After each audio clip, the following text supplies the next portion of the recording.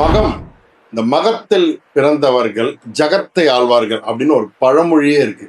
இதுக்கு சொந்தக்காரரான மக நட்சத்திரம் உங்களை பத்தி தான் இன்னைக்கு முக்கியமான விஷயங்கள் தெரிஞ்சுக்க போறோம். அதே போல நீங்க வெற்றி அடையிறதுக்கு உண்டான சூட்சமங்களும் இப்ப நான் சொல்ல போறேன். ஓகேங்களா?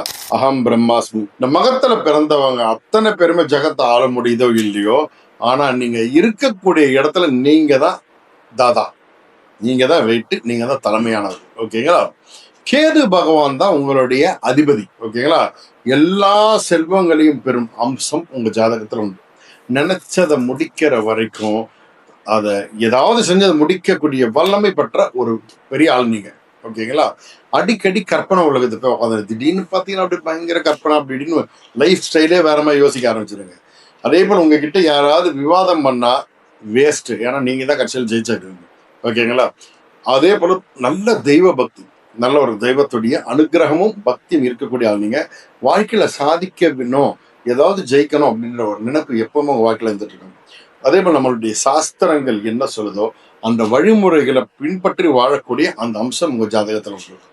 பல துறைகள், பல விஷயங்கள், பல ஞானங்கள் பெற்றிருக்கக்கூடிய ஆள் நீங்க.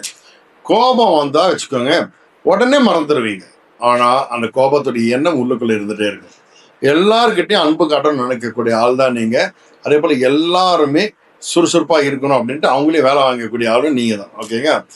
அதே போல மகன் நட்சத்திரத்துல பிறந்தவங்க வாழ்க்கையில வெற்றி பெறணும், ஜெயிக்கணும், நான் என்ன பண்ணணும் அப்படின்னா அதுக்குண்டான வழியை சொல்லும் பாருங்க. டெய்லி காலைல முதல்ல செய்ய வேண்டிய சூரிய வழிபாடு. இந்த சூரியனை பார்த்து கையெடுத்து கும்பிடுங்க, அப்படி இல்லை சூரியன் நமஸ்காரம் பண்ண கத்துக்கங்க. அது உங்களுக்கு பெரிய வெற்றியை கொடுக்கும். அதே போல குறைஞ்சபட்சம் வருஷத்துக்கு ஒரு முறைனா பிள்ளையார்பட்டி விநாயகர் கோயில் போயிட்டு அவரை பார்த்து ஒரு வணக்கம் போட்டு வந்தீங்கன்னா சகல காரியம் வெற்றி அடைக்கும். நல்லது நடக்கும், நல்லது மாத்திரமே நடக்கும். சாய்ராம்.